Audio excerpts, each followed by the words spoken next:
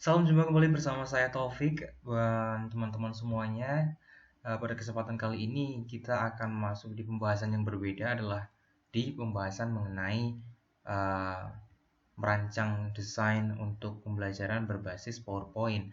Nah, PowerPoint ini saya kira dan saya tebak ini adalah salah satu mungkin aplikasi yang memang sekarang sudah familiar banget, sudah sangat dekat dengan kita. Bahkan di dalam sebuah pembelajaran pun kalau nggak pakai PowerPoint rasanya ada yang kurang, modelnya seperti itu. Nah, tetapi terkadang ada yang masih belum bisa memaksimalkan fungsi-fungsi yang ada di PowerPoint itu tersendiri. Tapi yang jelas di sini adalah sama-sama nanti kita mencoba untuk belajar bagaimana caranya mendesain melalui PowerPoint, modelnya seperti itu.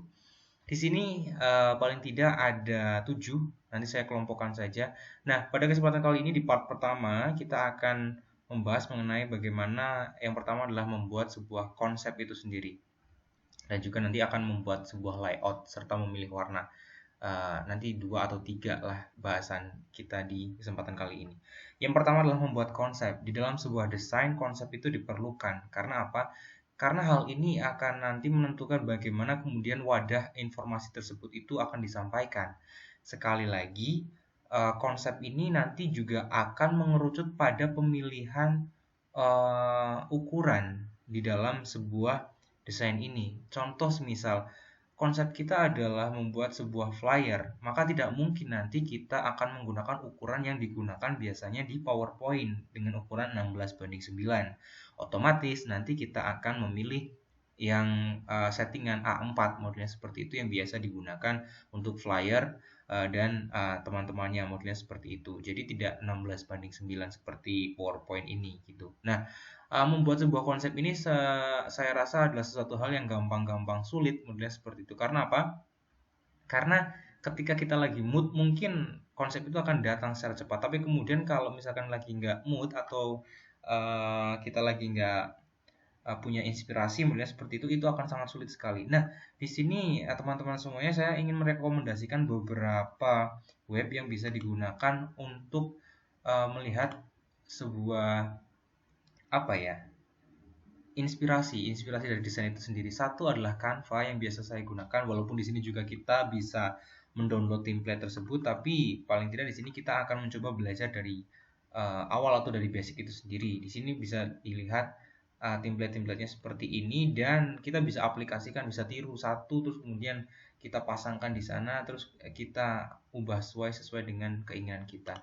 Yang kedua, kalau misalkan teman-teman semua butuh inspirasi di desain itu, silakan bisa berkunjung juga di freepik.com. Jadi silakan saja cari di sini, mereka juga akan memberikan banyak sekali uh, apa namanya inspirasi desain yang bisa kita tiru. Kemudian seperti ini, ada tengah, kanan dan yang lainnya. Kita bisa mengambil di sini kemudian akan dimasukkan ke PowerPoint, kita tiru modelnya. Nah, yang terakhir di sini ada Pinterest. ID Pinterest. Pinterest ini juga salah satu web, dia berbasis gambar juga, dia lebih ke arah foto dan gambar sih lebih fokusnya. Tapi juga di sini kita bisa menyaksikan bagaimana kemudian ada desain-desain yang bisa kita tiru dan kemudian kita aplikasikan.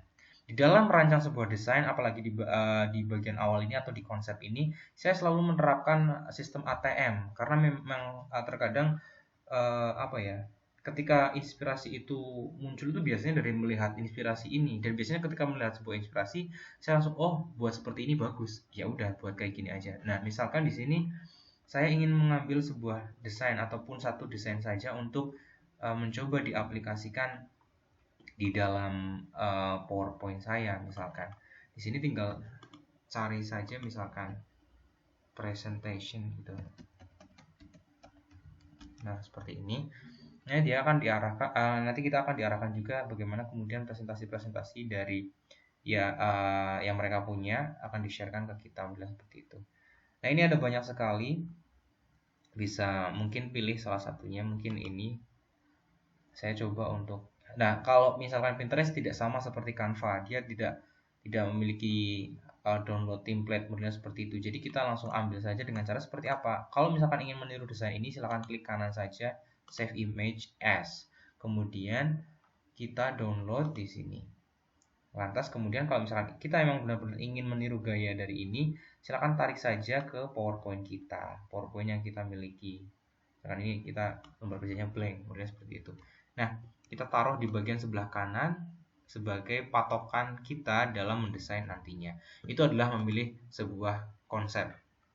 Menjadi satu hal yang menurut saya penting, karena apa? Karena sekali lagi ini akan berhubungan dengan keberlanjutan dari desain itu sendiri. Jadi kalau misalkan desain dari awal udah salah, udah keliru, ya kita akan malas untuk menggantinya, modelnya seperti itu. Contoh misalkan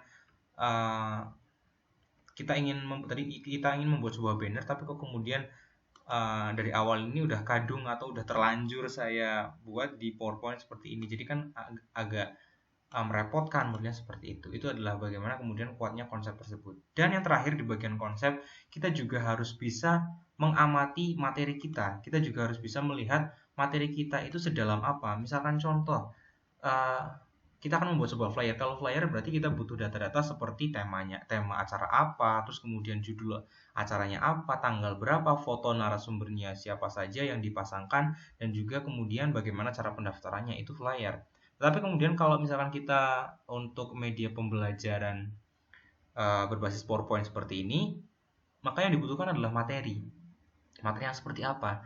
Nah, jangan sampai kemudian ketika kita terlebih dahulu mendesain, terus kemudian materi baru dimasukkan. Nah, ini terkadang agak rancu. Kenapa? Karena memang kita harus melakukan ubah suai 2 kali, modelnya seperti itu. Nah, kita harus melihat dulu nih bagaimana kemudian materi kita sebanyak apa, dan kita harus bisa memproporsikan materi untuk slide 1 berapa, slide 2, slide 3 yang selanjutnya, modelnya seperti itu. Jadi terkadang saya masih menemukan slide-slide PowerPoint yang memang dalam satu slide itu penuh sekali, penuh semua tulisan. Nah, itu ya ngirit, tapi dalam artian di sini adalah teman-teman akan membuat para pemirsa yang akan membaca tersebut itu seakan-akan menjadi, ya ini apa bedanya dengan power text. Makanya kemudian ada sebutan dengan bukan PowerPoint tapi power text. Karena apa? Karena cuma mengcopy paste yang kemudian ada di dalam Word misalkan, terus dipindahkan ke sini. Nah, itulah yang kemudian menjadi penting di bagian konsep ini.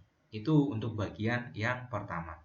Kita masuk ke bagian yang kedua, biar nanti part by partnya dua bahasan. Yang kedua adalah membuat layout. Membuat layout tadi kita sudah mendapatkan inspirasi dari Pinterest tadi ya. Nah, kita langsung menuju ke arah sini. Kita akan membuat sebuah layout.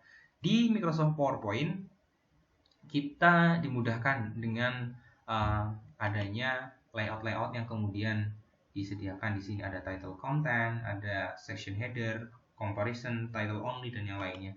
Nah, terkadang itu belakangan, biasanya ini saya hapus terlebih dahulu. Nah, kalau misalkan kita punya desain seperti ini atau desain layout seperti ini, kita coba untuk mengaplikasikannya dengan cara yang pertama mungkin seperti ini. Dengan menggunakan shape, di bagian awalnya itu warna kuning ya, seperti ini. Nah, ini coba warna kuning. Kita aplikasikan warna kuning misalkan seperti ini. Nah, terus kemudian ini dihilangkan outline-nya.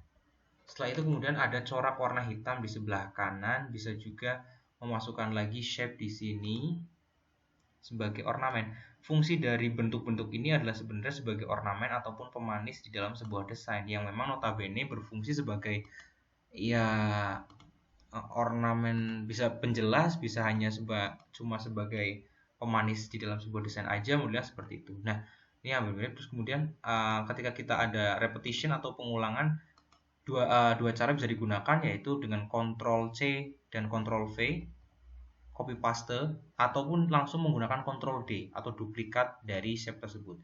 Kita kirim di sini. Nah, misalkan seperti ini. Sudah modelnya seperti itu. Oke.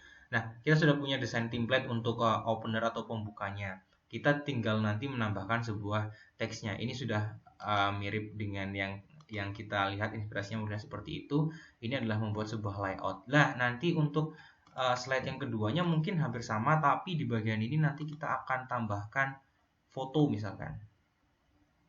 Tinggal tambahkan saja seperti ini. Kita membuat sebuah layout, shape-nya diganti warna hitam, katakan seperti itu. Nah, dan terus sampai ke bawah membuat sebuah layout. Jadi, tapi kalau misalkan ini dirasa menjadi sesuatu hal yang lama atau lamban, ya bisa saja dilakukan sembari jalan. Misalkan satu slide kita ganti, tambahkan slide, kemudian kita langsung desain lagi, satu slide lagi kita desain lagi, kemudian seperti itu. Selama kita punya konsep yang jelas, kemudian seperti itu. Nah, itu untuk layouternya atau kemudian tata letaknya yang menjadi satu poin kunci juga untuk bagaimana kita semua mendesain media pembelajaran berbasis grafis itu sendiri. Itu untuk bahasan yang part pertama mengenai bagaimana kemudian menciptakan sebuah konsep, lantas kemudian membuat sebuah layout, modelnya seperti itu. Dan untuk part ini saya cukupkan, nanti akan saya bahas lagi di part selanjutnya. Dan tetap saksikan tutorial membuat media pembelajaran berbasis PowerPoint. Bersama saya Taufik, saya undur diri pamit, dan sampai jumpa.